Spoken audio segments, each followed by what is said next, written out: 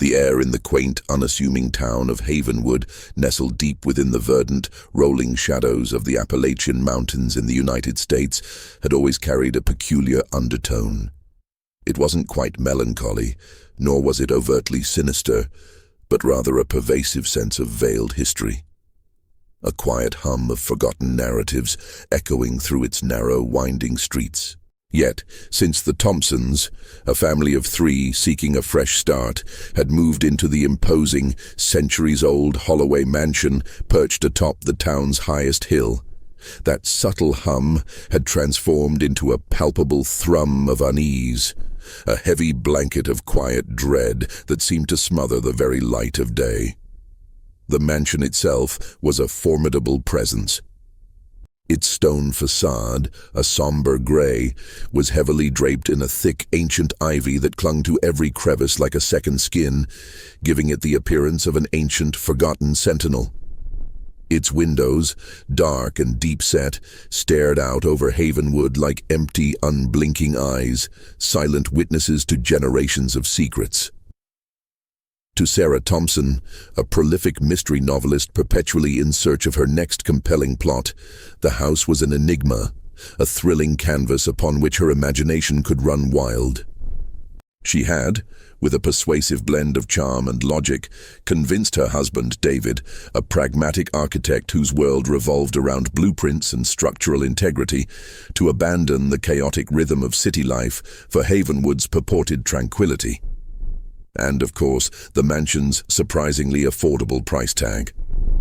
Their teenage daughter, Emily, however, was the least enthusiastic member of the family about this drastic change. From the moment she first laid eyes on the looming structure, an inexplicable, unsettling discomfort had coiled in her stomach, a premonition of unease that refused to dissipate. From the very first day, the Holloway mansion seemed to possess an uncanny sentience, a life of its own that defied rational explanation. The mundane became unsettling. Doors would slowly creak open on their own, accompanied by a mournful, drawn-out groan of ancient timber. Indistinct whispers, too faint to form coherent words, seemed to emanate directly from the very fabric of the walls, dissolving into silence the moment one strained to listen. And fleeting, elusive shadows would dance at the periphery of their vision, disappearing entirely when confronted directly.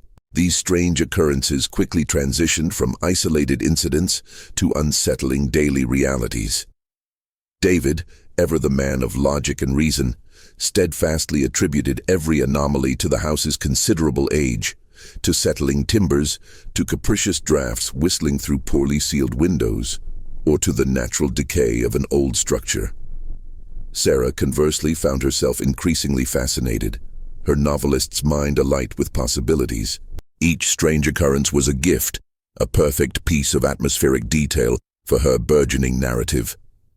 Yet, beneath her intellectual curiosity, a sharp, cold pang of genuine fear began to intertwine with her writer's intrigue, a subtle tremor that hinted at something far more profound than mere structural quirks. Emily, with the heightened sensitivities of adolescence, was undeniably the most affected by the mansion's pervasive strangeness. Her nights were often punctuated by the sound of what seemed to be faint, distant sobs drifting down from the uninhabited upper floor, a mournful sound that echoed in the silence of her room. A constant, prickling sensation of being watched followed her relentlessly, an unseen presence that seemed to track her every move within the labyrinthine corridors of the house. She desperately tried to voice her concerns to her parents, to articulate the palpable sense of dread that permeated the very air she breathed, but her anxieties were consistently dismissed. Her fears were, in their well-meaning but ultimately unhelpful assessment, merely the overactive imagination of a teenager adjusting to a new environment, the typical growing pains of relocation. Isolated in her fear, Emily retreated further into herself, carrying the mansion's unsettling secrets alone. One particularly dreary, rain-lashed afternoon, seeking refuge from the oppressive silence of the main house, Emily ventured into the mansion's vast, dust-choked attic. Cobwebs hung like tattered veils from the rafters, and the air was thick with the scent of aged wood and forgotten memories. While navigating through a forgotten landscape of shrouded furniture and forgotten heirlooms, her foot snagged on something solid, hidden beneath a thick sheet.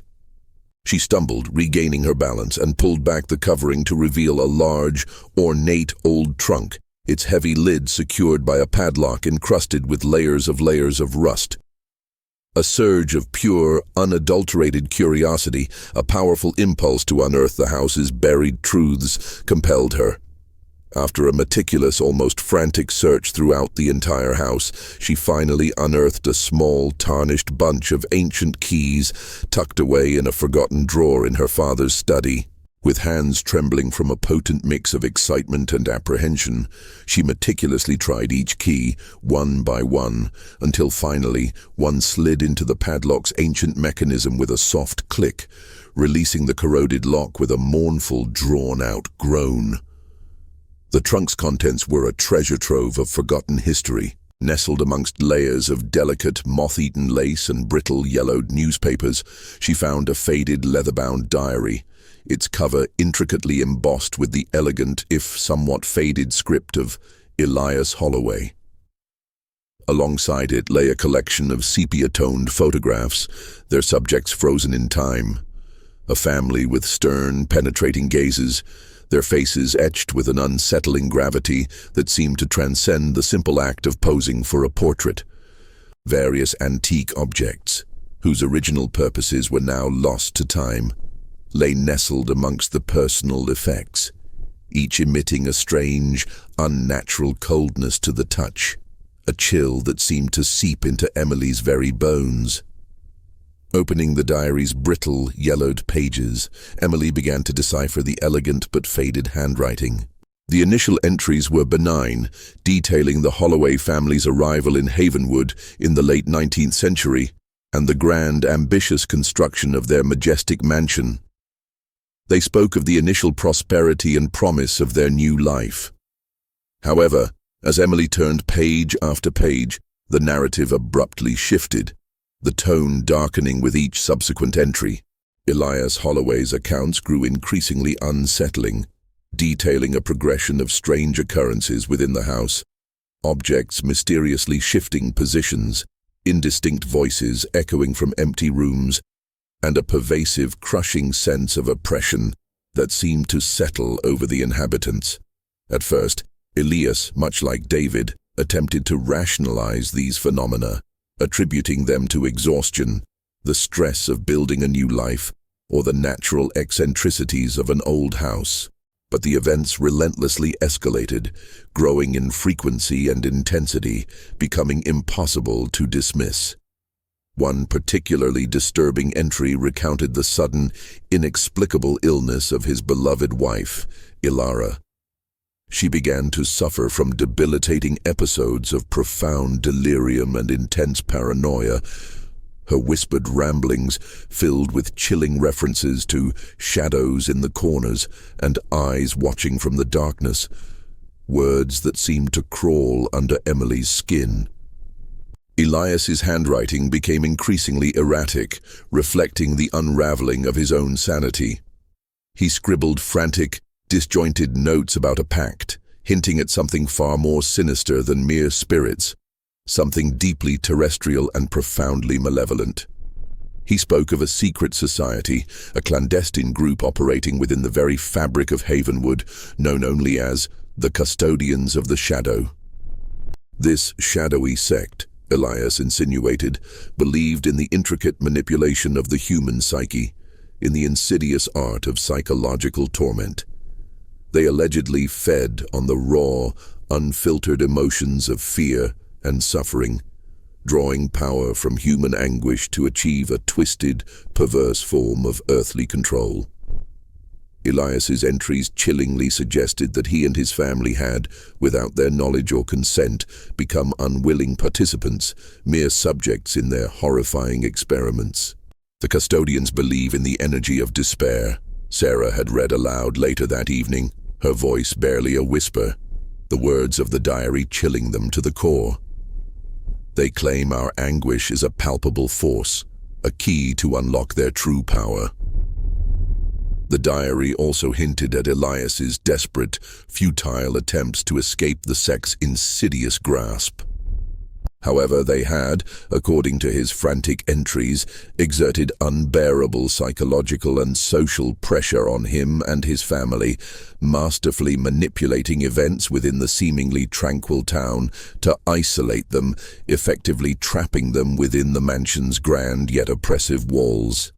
He made cryptic references to a ritual of awakening that was supposedly performed in the basement, a chilling process designed to activate the very energy of fear they sought to control.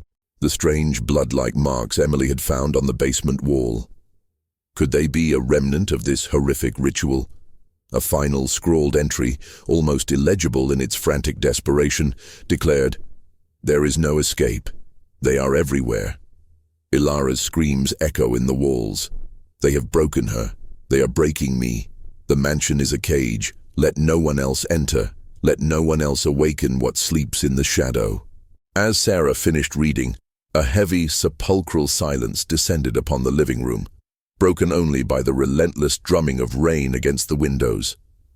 The terror they now felt was not born of supernatural specters or ghostly apparitions, but from the chillingly human depravity laid bare in Elias's words. The Holloway family had not been victims of the otherworldly. They had been ensnared by something far more insidious, a secret organization that fed on fear and despair, an evil rooted firmly in the tangible world. The mystery, they realized with a horrifying clarity, had not ended. It was merely just beginning. The Thompsons were not simply living in an old, creaky house. They were ensnared at the very heart of a horrific experiment that had spanned generations, a chilling legacy of psychological terror that now threatened to consume them as well. The mansion wasn't haunted. It was profoundly, deeply contaminated, a vessel for a darkness born of human minds. If this first chapter has intrigued you, don't forget to subscribe to the channel so you don't miss the next 9 and uncover the dark past of the Holloway family. Remember, this is a fictional story. The resounding thud from the basement reverberated through the hollow silence of the Holloway mansion, piercing through the Thompsons' lingering skepticism like a shard of ice. In that instant, David's pragmatic certainty, Sarah's novelist's curiosity, and Emily's adolescent apprehension converged into a singular, undeniable wave of fear. Their gazes locked, reflecting a shared, profound sense of unease. The air in the house had abruptly grown heavy, thick with a tension that was almost suffocating, an invisible shroud of dread. Emily, still haunted by the chilling resonance of Elias Holloway's desperate words, "Something dark, stalking us, feeds on our happiness," felt a cold, hard knot tightening in the pit of her stomach. The unsettling echoes of the diary's grim revelations now seemed to manifest physically, drawing them deeper into the mansion's clutches. "We have to go down," David declared, his voice attempting to project a firmness he clearly did not feel, betraying the slight tremor in his hands. Sarah, her face starkly pale, nodded slowly, a spark of her characteristic tenacity flickering in her wide eyes. Despite the terror that coiled within her, Emily knew, with a chilling certainty, that she could not, would not be left behind. The mansion's pervasive, sinister mystery had already irrevocably latched onto them, embedding itself in their very beings. To retreat now felt akin to surrendering to an unseen enemy. Armed with their smartphones, their flashlights piercing meager beams into the overwhelming darkness, the trio descended the narrow, creaking staircase that led into the mansion's subterranean depths. With each downward step, the air grew noticeably colder, heavier, dense with the cloying scent of damp earth and stale, forgotten secrets. Shadows, long and distorted, danced erratically on the rough stone walls, contorting familiar shapes into grotesque, lurking figures, playing tricks on their already frayed nerves. Emily's heart hammered against her ribs like a trapped bird, a frantic drumbeat in the oppressive silence as they moved cautiously, tentatively, deeper into the abyssal space. The basement unfolded before them as a labyrinthine expanse of small claustrophobic rooms, each one damp and choked with the dust of ages. The stone walls, in various states of decay, wept with moisture, and thick gossamer cobwebs hung from every unseen corner, swaying gently like ghostly veils in the stagnant air. Old, forgotten furniture, draped in bleached white sheets, stood motionless like a silent congregation of specters, their forms unsettlingly humanoid in the dim, flickering light. The initial thud that had drawn them down into this chilling space did not repeat, but a pervasive sense of profound unease lingered, pressing down on them, as if the very house itself was holding its breath, waiting.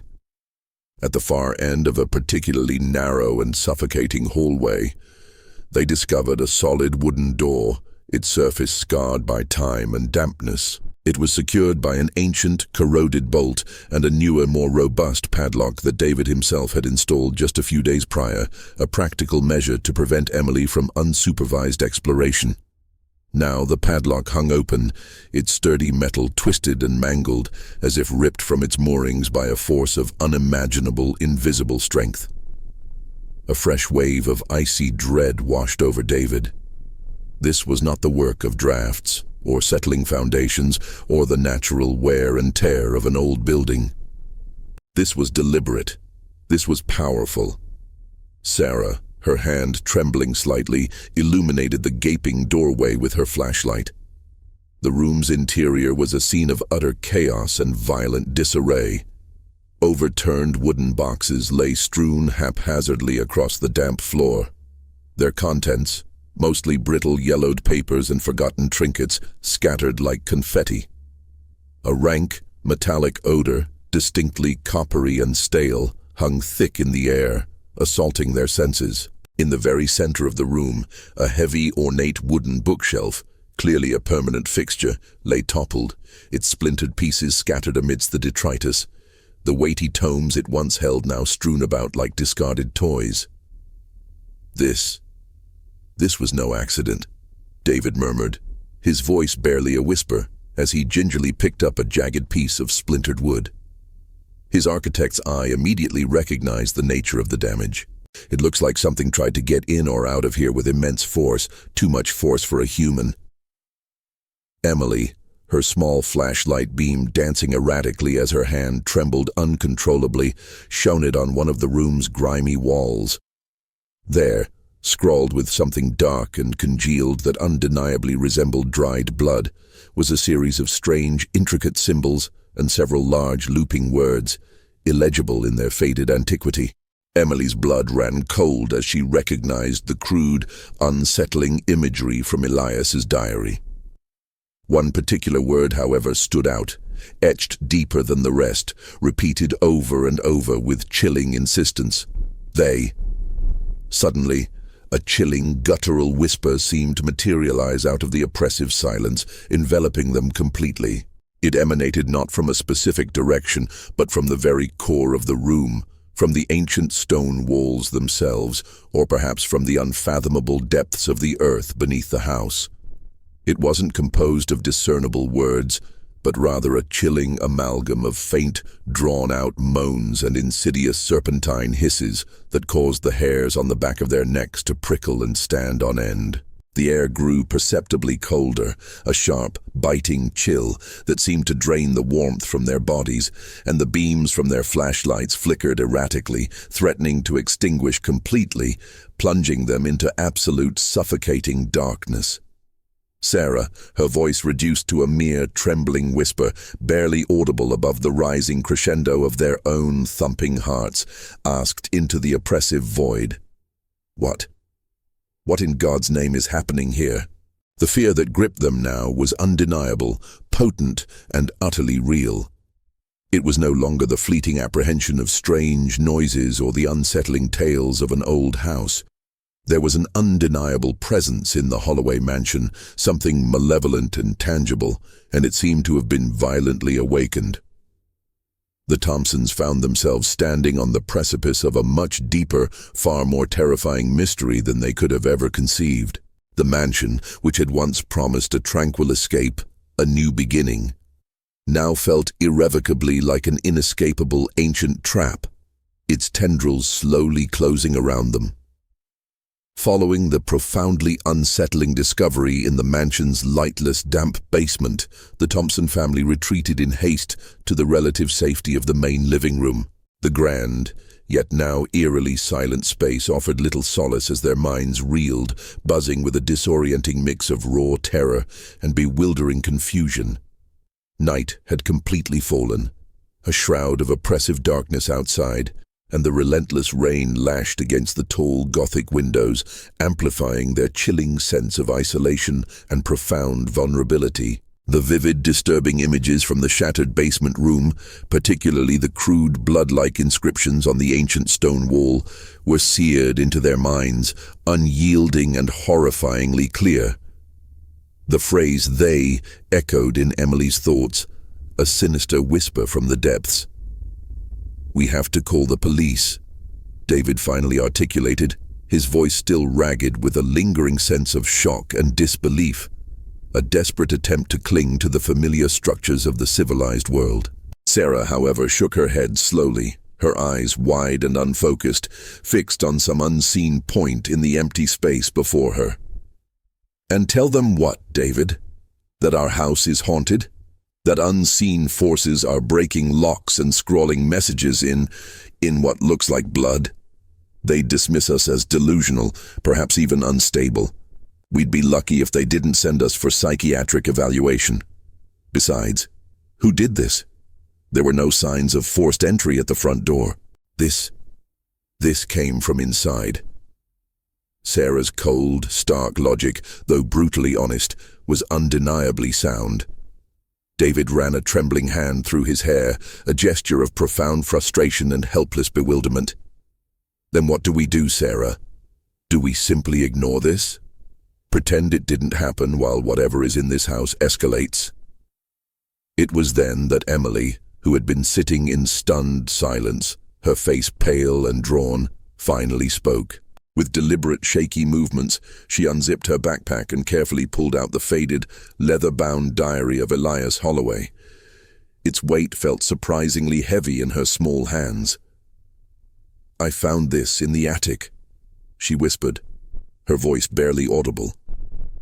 I think it might have answers. Elias wrote about things like this." With hands that visibly trembled, Sarah gently took the diary from her daughter.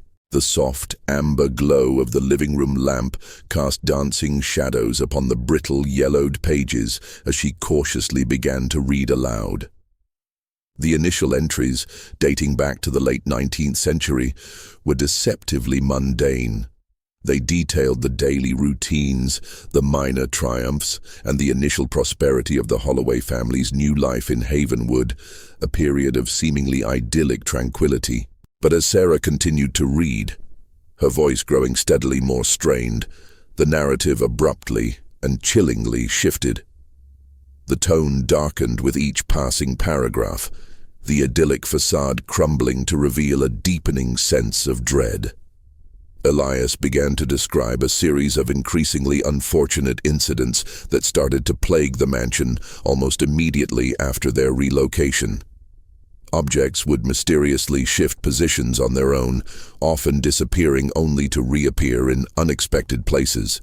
Indistinct, unsettling voices would echo from empty rooms, like disembodied whispers carried on an unseen breeze.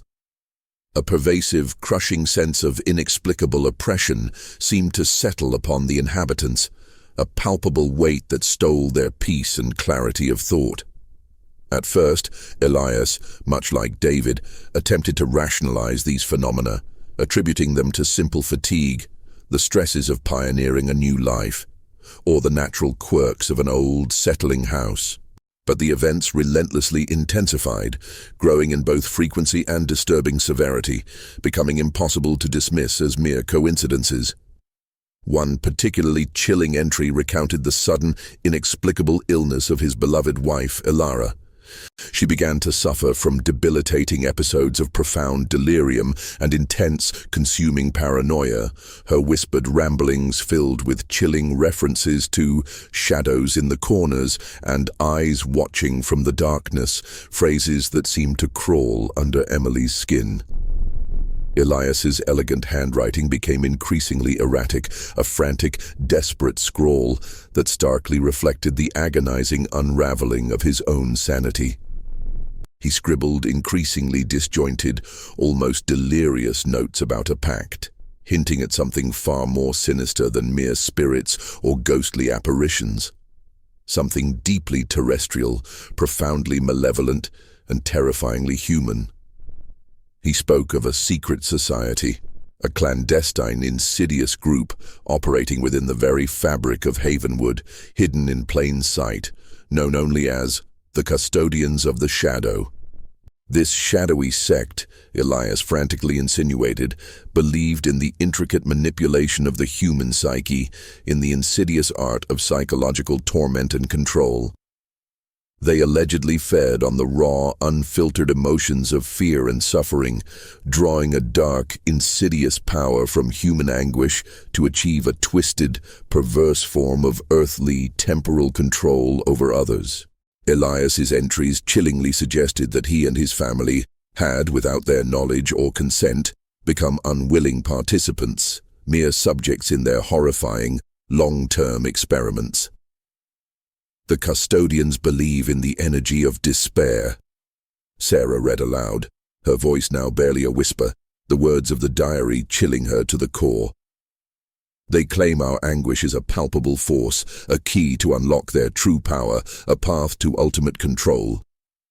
The diary also revealed Elias's desperate, increasingly futile attempts to escape the sect's insidious grasp. However, they had, according to his frantic entries, exerted an unbearable psychological and social pressure on him and his family, masterfully manipulating events within the seemingly tranquil town to isolate them, effectively trapping them within the mansion's grand, yet increasingly oppressive walls. He made cryptic, terrifying references to a ritual of awakening that was supposedly performed in the mansion's deep, forgotten basement. This chilling process, he hinted, was designed to activate the very energy of fear they sought to control, to harvest. The strange, blood-like marks Emily had found on the basement wall, could they be a gruesome remnant, a chilling artifact of this very horrific ritual?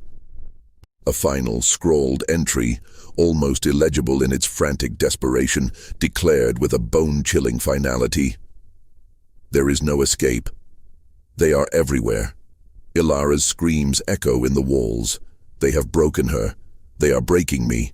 The mansion is a cage. Let no one else enter. Let no one else awaken what sleeps in the shadow." As Sarah finished reading, the profound, sepulchral silence that followed was broken only by the rapid, shallow breaths of the Thompsons. The terror that gripped them now was not born of supernatural specters or ghostly apparitions, but from the chillingly human depravity and malevolence laid bare in Elias's words. The Holloway family, they realized with a horrifying clarity, had not been victims of the otherworldly. They had been ensnared by something far more insidious and tangible, a secret organization driven by a perverse ideology that fed on fear and despair, an evil rooted firmly in the very real, very human world. The mystery, they now understood with a devastating clarity, had not ended.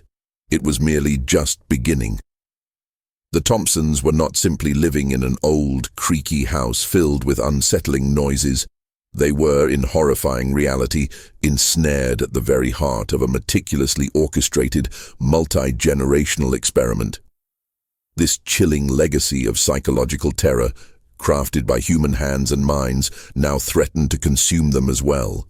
The mansion wasn't haunted in the traditional sense. It was profoundly, deeply contaminated, a vessel for a specific, calculated darkness born of human minds and twisted desires.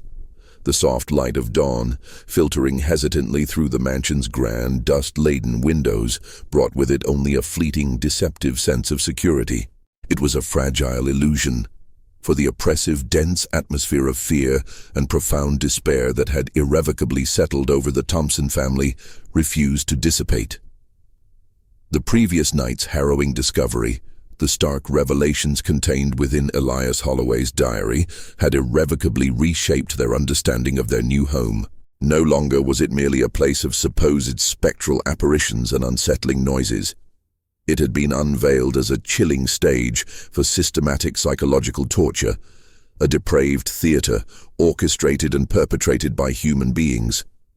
The very notion of the custodians of the shadow felt far more terrifying, far more insidious than any phantom could ever be. Their fear was no longer a vague apprehension of the unknown, but a stark, cold dread of the very real and the very human capacity for cruelty. David, ever the pragmatist, attempted to re-establish a sense of control, a semblance of normalcy amidst the burgeoning chaos. His mind, accustomed to order and logic, sought a tangible path forward. "We need to go to the town library," he proposed, his voice strained but resolute. "If this sect, these custodians, truly existed, then there must be some record of them. Some mention in the local archives, no matter how obscured. They couldn't have possibly erased every single trace of their existence from the public record, could they?" His question hung in the air, weighted with a desperate hope for clarity. Sarah agreed, albeit with palpable reservations. The idea of venturing outside the mansion, of stepping back into the seemingly innocent facade of Havenwood, was tempting. Yet it also meant exposing themselves to the unknown, to the potentially watchful eyes of a town that might be deeply complicit in the very secrets they sought to uncover. Emily, however, was consumed by a restless urgency. The thought of inaction, of passively waiting for whatever might come next, was simply unbearable. Her instinct, sharp and insistent, told her they needed to move, to act, to uncover more. The small Havenwood Public Library was a sanctuary of quiet, its air thick with the comforting scent of aged paper and dust motes dancing in the sunbeams. The librarian, an elderly woman with a perpetually stern, unreadable countenance, seemed to observe them with an uncomfortable, almost piercing curiosity that made Emily uneasy.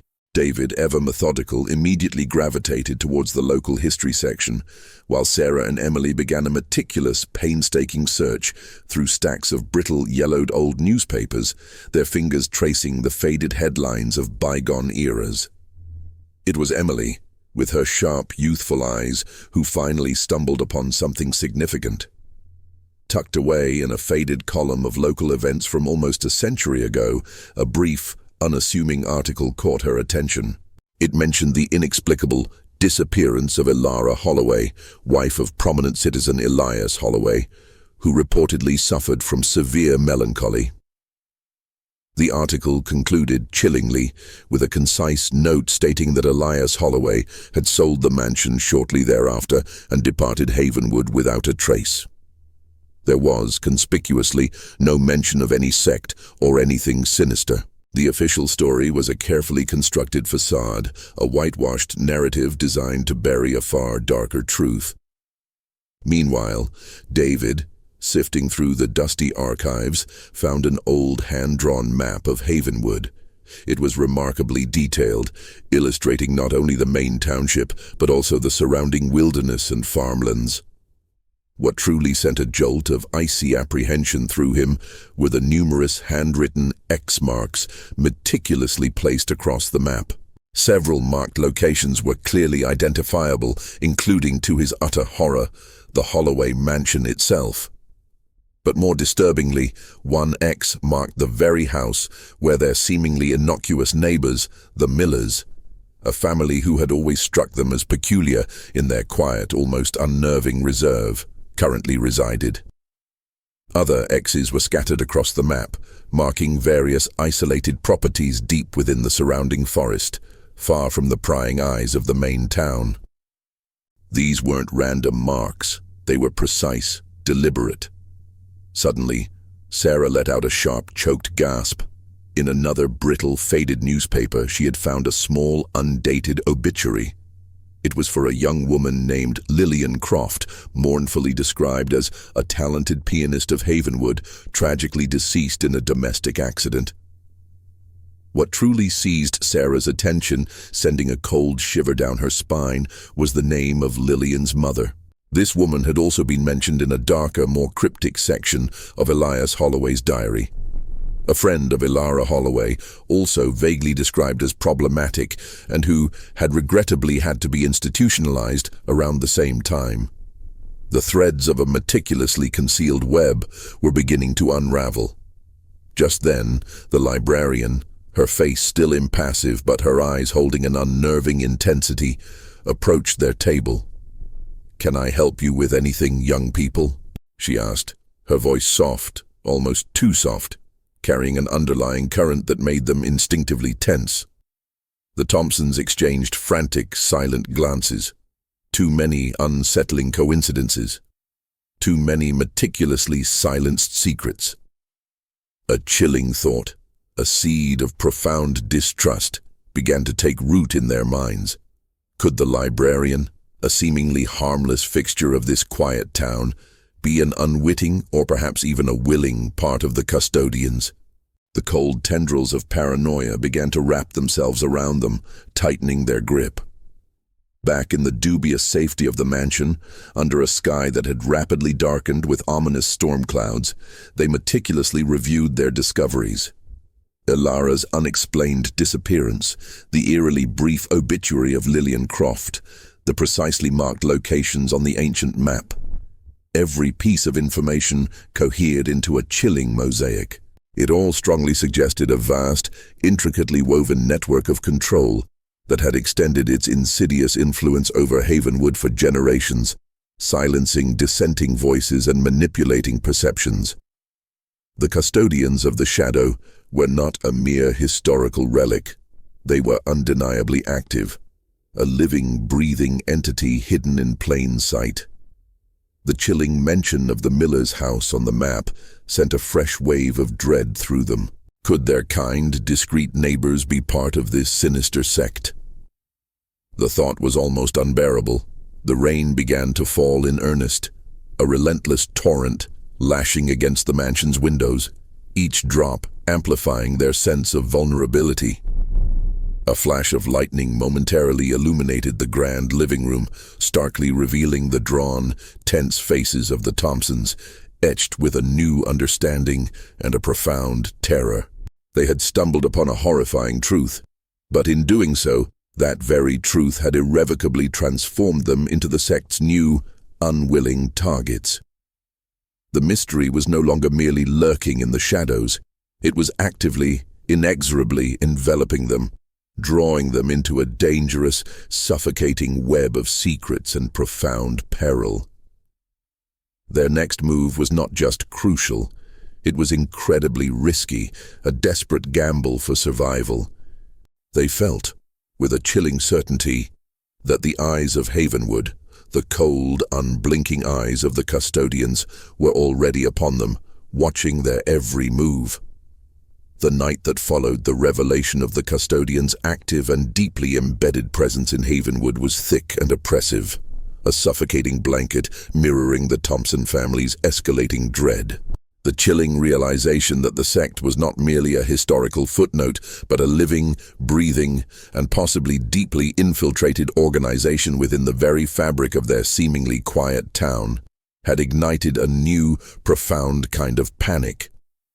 The Holloway house, once seen as a potential refuge, now felt increasingly like a meticulously crafted mousetrap, its ancient walls closing in around them. The image of the miller's house, their seemingly innocuous neighbors, transformed overnight into a potential hub of sinister activity, its normalcy now a terrifying facade. The men with the chilling custodian symbol, methodically moving those mysterious heavy boxes from the dark van, consumed their thoughts, sparking endless terrifying questions. What was in those boxes? What dark purposes did they serve? David, his mind still reeling but instinctively seeking structure and action, had been meticulously planning.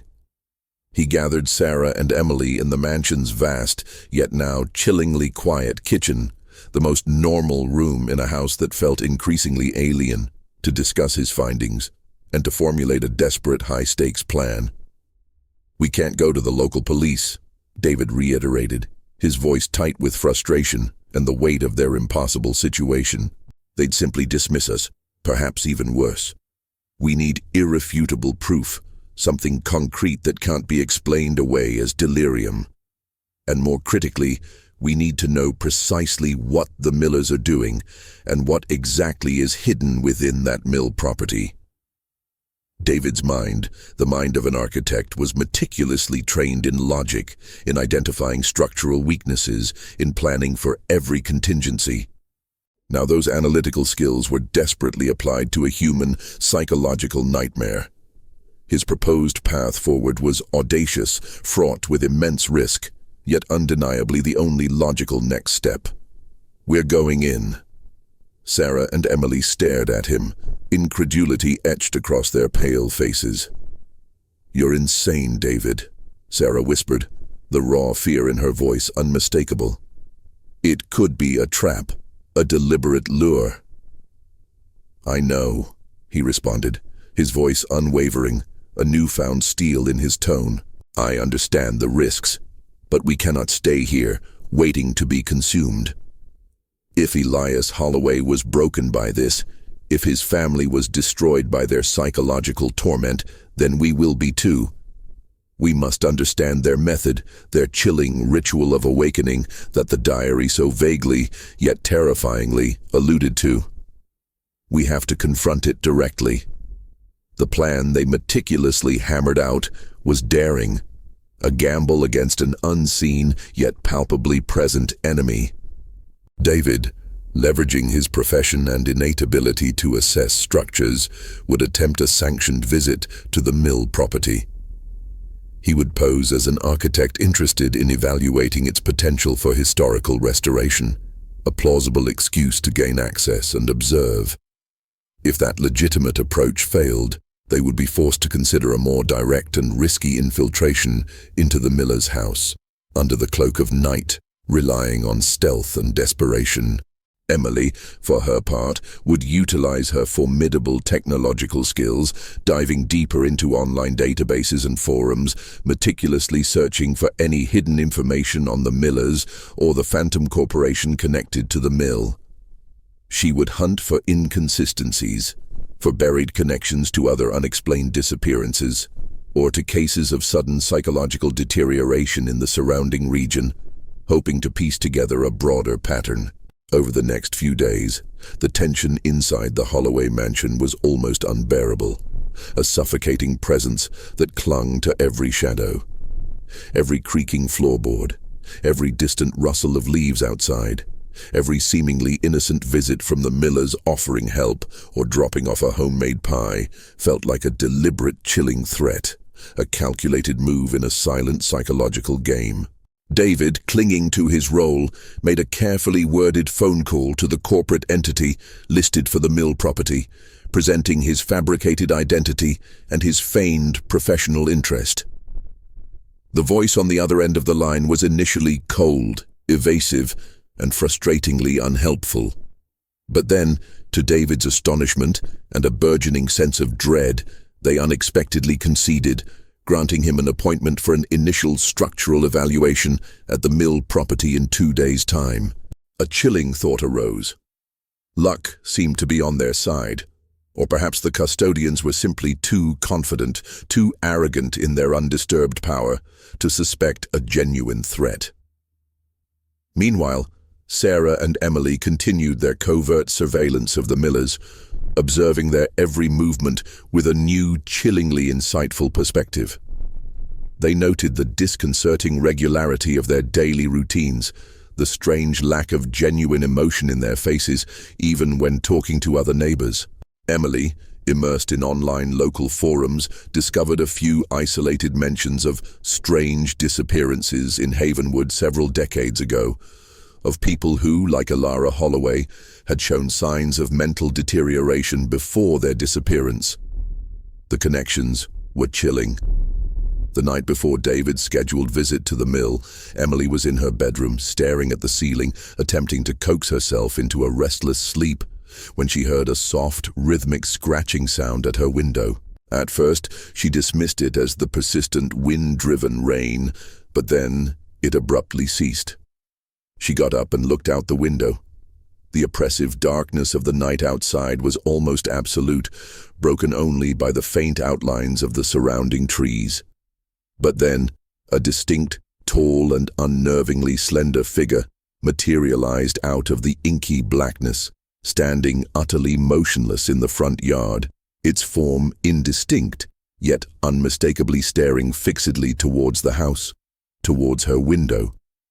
The figure's face was completely obscured by the deep shadows, but its posture, rigid and unwavering, was undeniably, chillingly menacing. Emily recoiled from the window, a silent scream caught in her throat, her heart now hammering against her ribs at a frantic, impossible pace. She couldn't discern any identifying features, but the chilling sensation of having been watched, of having been actively targeted, was overwhelming, suffocating. The mystery, they now knew, had irrevocably shifted. It was no longer a puzzle to solve. It had become a relentless, terrifying pursuit. And they were, horrifyingly, about to infiltrate the very heart of the darkness that had haunted Havenwood for generations. The Holloway mansion was no longer merely the center of their initial terror. It was simply the starting point of a much grander, immeasurably more dangerous quest for answers and for survival. The custodian's brazen presence in Havenwood ignited a new urgency. The miller's house became a terrifying hub. David, reeling from confirming the Phantom Corporation, gathered Sarah and Emily to plan. "We can't call the police," he insisted. "They'll dismiss us. We need proof." His bold proposal was simple. "We're going in." Sarah and Emily were incredulous, but inaction was unbearable. David, using his architect's cover, would visit the mill property under the guise of an evaluation. If that failed, a risky infiltration of the miller's house at night was the backup. Emily would research the millers and the corporation online, seeking links to disappearances or mental health cases. Days passed in unbearable tension. Every sound, every visit from the millers felt like a threat. David's call to the corporation surprisingly secured an appointment at the mill in 2 days. Perhaps the custodians were overconfident. Meanwhile, Sarah and Emily observed the miller's robotic routines. Emily's research unearthed old Havenwood forum posts mentioning strange disappearances decades ago, similar to Elias Holloway's case, always dismissed as personal problems. The connection was chilling. The night before David's mill visit, Emily heard a soft scratching at her window. She looked out to see a tall, slender figure standing motionless in their front yard, staring fixedly at the house. Its face was hidden in shadow, but its menacing posture was unmistakable. Emily recoiled, heart pounding. They were being watched. The mystery had become a chase. They were about to infiltrate the heart of the darkness. The morning of David's scheduled visit to the mill dawned under a sky the color of slate, with a persistent, disheartening drizzle that seemed to cling to everything, adding a melancholic sheen to the already thick, oppressive atmosphere of dread. After Emily's terrifying nocturnal encounter with the shadowy figure outside her window, the Thompson family was operating under an almost unbearable level of sustained tension, their nerves frayed to breaking point, every shadow a potential threat. David, despite the cold knot of fear tightening in his own stomach, attempted to project a calm he did not feel, his movements deliberate, almost stiff. Sarah and Emily, their faces pale and etched with worry, gave him final, desperate instructions to remain cautious, their voices barely above whispers. "Anything you see, Anything that strikes you as remotely out of place, no matter how insignificant it seems, you must note it down, Sarah insisted, her grip tight on his arm. And if you feel even the slightest prickle of danger, if your instincts scream at you, you leave. You don't hesitate. You get out of there immediately. David, his senses heightened to an almost agonizing degree, drove his car towards the mill property, the persistent rain blurring the already desolate, forested landscape. The winding road, isolated and largely uninhabited, only amplified his profound sense of vulnerability and impending peril.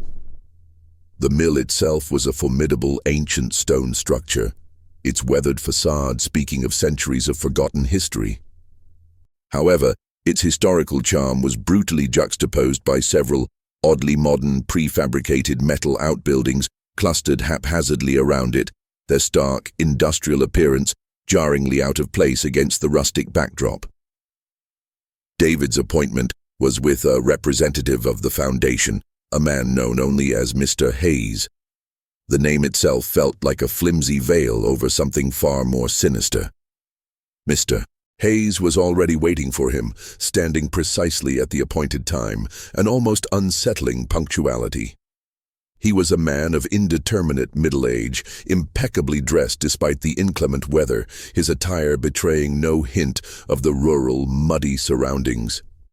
His smile was unsettlingly plastic, fixed and unvarying, and his eyes, cold and devoid of any genuine emotion, seemed to penetrate David with an unnerving intensity. His handshake, when offered, was brief, firm, and strikingly cold. They began their tour of the property, David playing the role of the diligently interested architect, feigning enthusiasm for the mill's historical potential.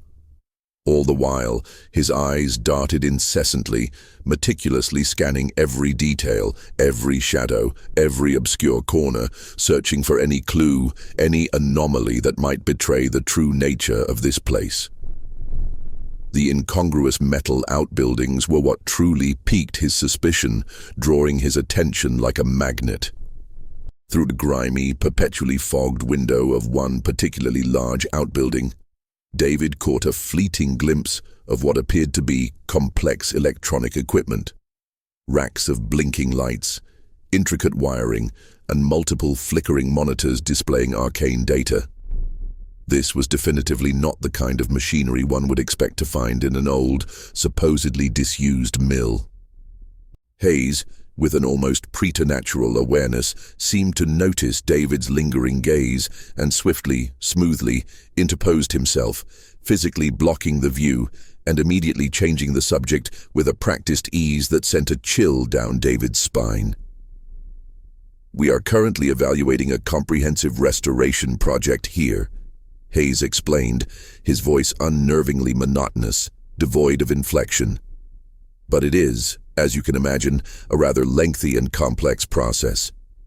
The foundation itself operates with a very high degree of discretion, a quiet efficiency."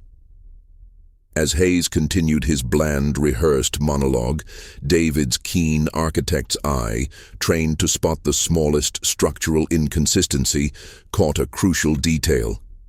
On the damp concrete floor of one of the outbuildings, barely visible beneath a carelessly tossed tarp, he glimpsed a symbol meticulously carved into the wooden floorboards.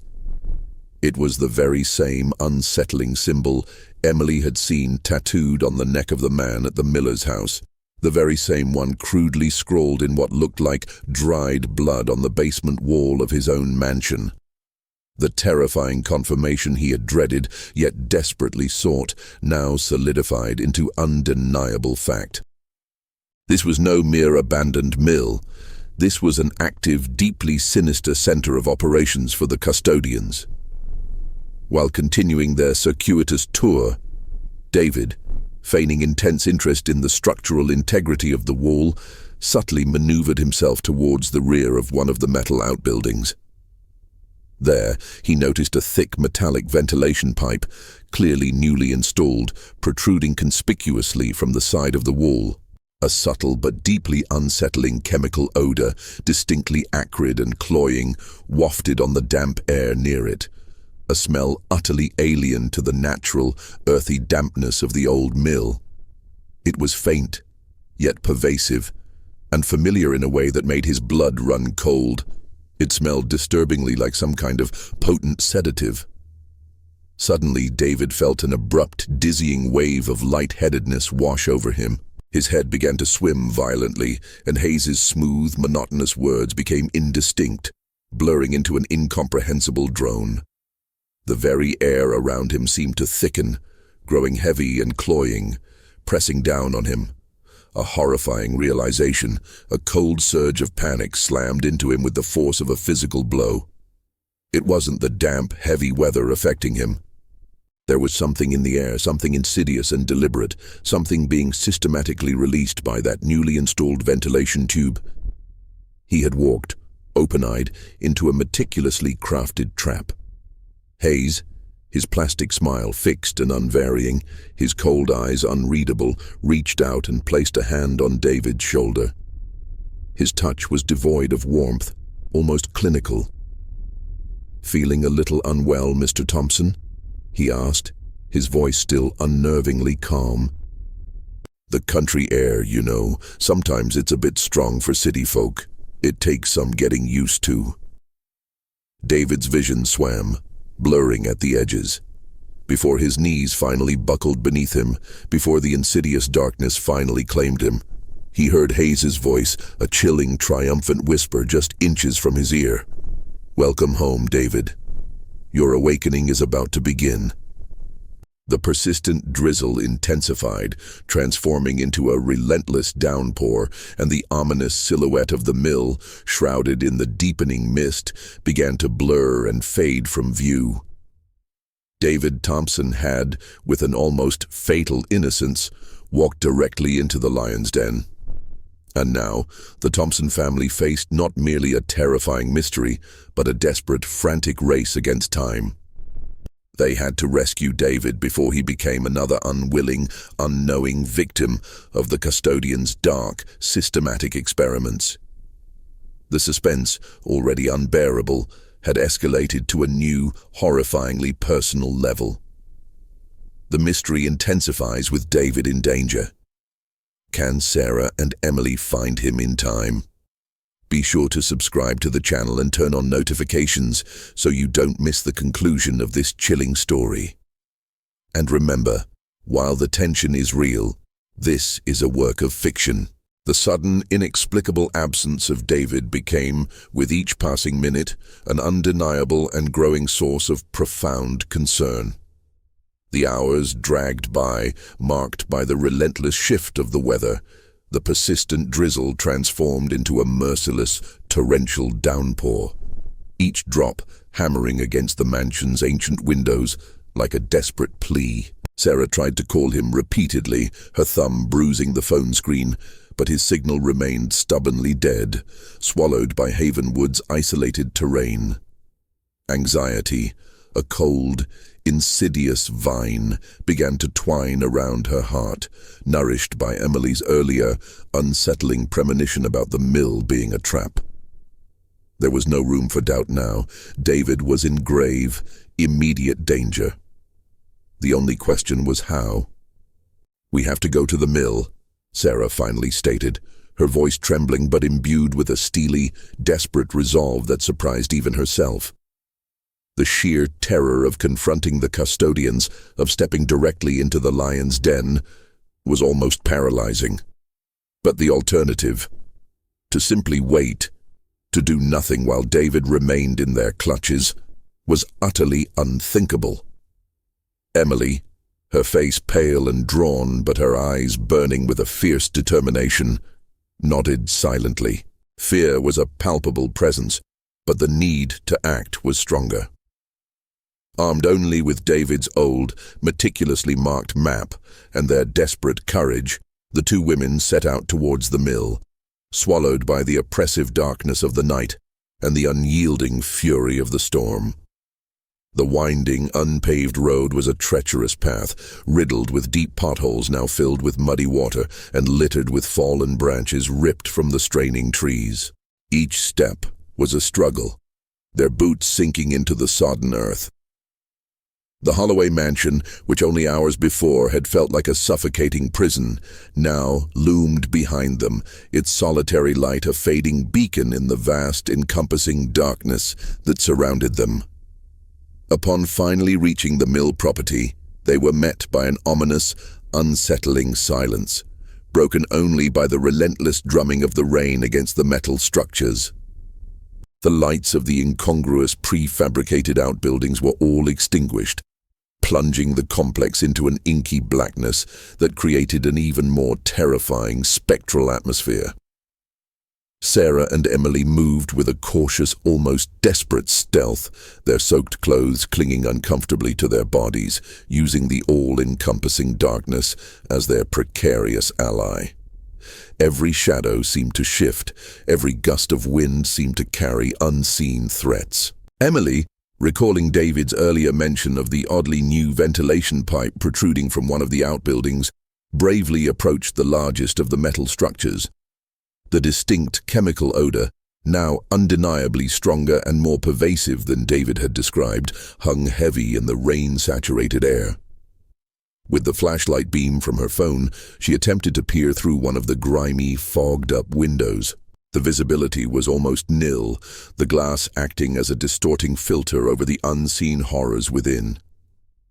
Suddenly, a faint, ragged groan reached their ears, seemingly emanating from deep within the outbuilding.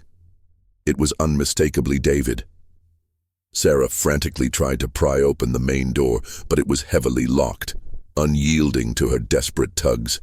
A wave of crushing despair washed over her. "We can't get in," she whispered, her voice cracking, her heart sinking. Emily, however, remembered something David had taught her years ago about the structural weaknesses of prefabricated buildings. A casual architectural lesson now turned into a desperate lifeline. She meticulously scanned the metal panels for a weak point, for the telltale signs of where they joined. To her profound surprise, she found a section that seemed ever so slightly loose, not properly secured. With a surge of combined, desperate effort, and using a heavy, rusted iron bar they had thankfully stumbled upon nearby, they managed to pry at the panel. The metal shrieked in protest, a jarring, metallic scream that seemed to echo through the rain-soaked night. But it finally ceded just enough, creating a narrow, ragged opening large enough for them to squeeze through. The interior of the outbuilding was a nightmare made tangible. It was a makeshift clandestine laboratory, crammed with flickering monitors displaying cryptic data, intricate wiring snaking across the floor, and bizarre, alien-looking equipment. In the very center of this horrifying tableau, David was slumped, tied securely to a crude wooden chair, his head lolling limply to one side. His breathing was shallow, alarmingly erratic, each ragged breath a testament to his struggle. A small, almost imperceptible diffuser hummed softly near him, from which emanated a thin, colorless gas. The chemical odor was overwhelming, assaulting their senses, making their heads swim. As Sarah frantically began to untie David, her fingers clumsy with haste and terror, Emily's gaze fell upon one of the monitors. It displayed complex, undulating graphs of brainwave patterns, stark, unsettling patterns of extreme stress and fear, and a merciless counter that ominously marked the exact time elapsed since David's activation. A horrifying realization dawned. They had been subjecting David to the very same insidious process, the same mind-breaking torment that they had inflicted upon the Holloways, a process designed to strip away their victim's sanity and will. Suddenly, with a jarring click, the harsh fluorescent lights of the outbuilding flickered on, brutally illuminating the gruesome scene and blinding them.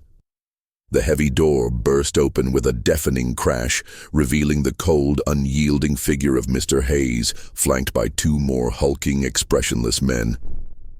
Their faces were devoid of any recognizable human emotion. but their eyes, cold and fixed, burned with a chilling, determined fury. The custodians had been waiting for them. They had walked into another trap. "You arrived just in time for your husband's awakening," Hayes stated, his voice unnervingly calm, a silk curtain over a steel blade. "He will be a profound witness to his transformation, a testament to our power." Sarah, fueled by a surge of pure, desperate adrenaline, had already managed to untie David, who was now stirring weakly, his eyelids fluttering. "We have to get out of here," she screamed, her voice a raw cry of defiance. Emily, in an unexpected, desperate act of sheer, spontaneous bravery, lunged for a heavy fire extinguisher nearby.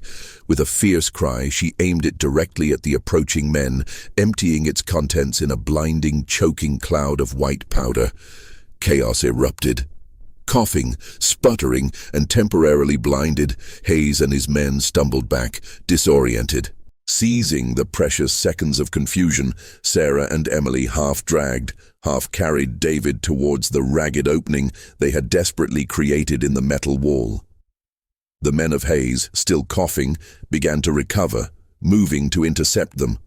But the overwhelming darkness of the night and the relentless driving rain gave the Thompsons a crucial, life-saving advantage. They scrambled out of the outbuilding, pulling David with them, the cold rain washing the desperate sweat from their faces, mingling with the tears of fear and relief. The rescue had been a desperate, near impossible feat, but the escape, they knew, was the true, terrifying test.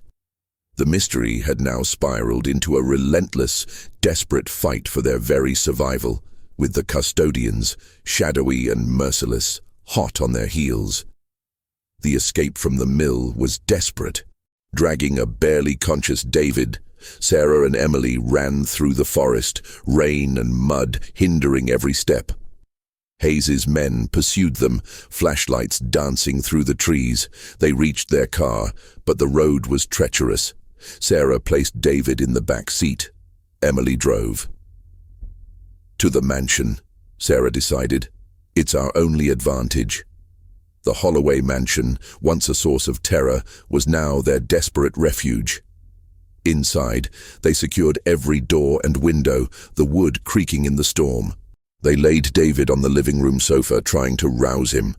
His eyes briefly opened, filled with terror, then closed again. Then came the pounding on the front door. The custodians had arrived.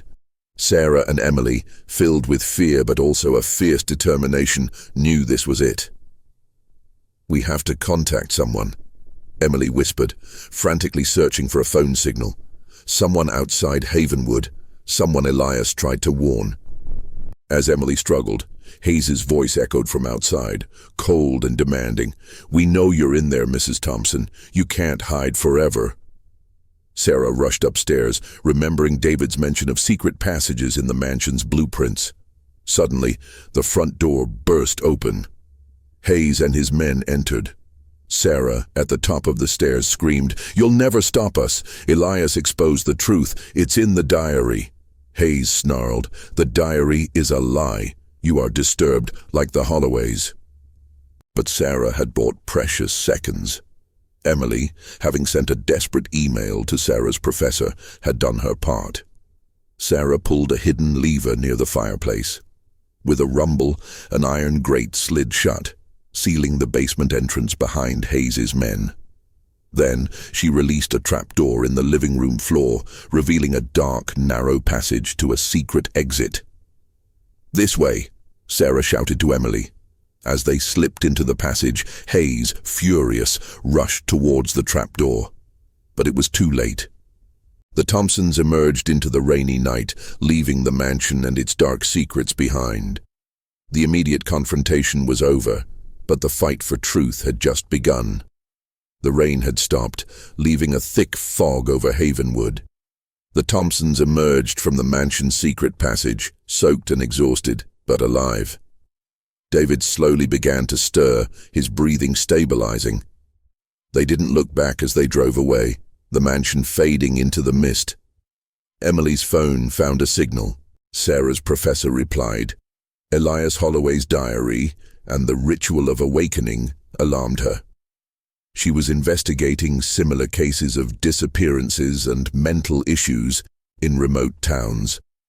She promised to connect them with federal authorities. Weeks later, the Thompsons recovered in a safe, undisclosed location, protected by a federal team. David was slowly healing. Sarah's professor proved crucial, validating their story and mobilizing resources. Federal agents investigated Havenwood, uncovering the custodians of the Shadow, a sophisticated organization operating under shell corporations focused on psychological control. The energy of despair was not mystical but a method of mind manipulation. The Millers and Hayes were arrested. The mill was a clandestine lab for grotesque psychiatric experiments. The gas used on David induced panic and vulnerability for reprogramming. The Holloway family's tragedy was finally exposed. Not madness, but victims of systematic psychological torture. Elias's diary was a chilling testament to the truth. The Thompsons, though traumatized, had survived. They faced human evil, not ghosts. They learned that support, logic, and perseverance were their only weapons. Emily grew stronger. Sarah found a story beyond fiction, and David saw the darkest side of humanity. The mystery of the Holloway mansion unveiled a terrifying reality of generational psychological manipulation. They survived, but the dark past of the Holloway family would forever be etched in their memories. A stark reminder that true terror often lies in human cruelty.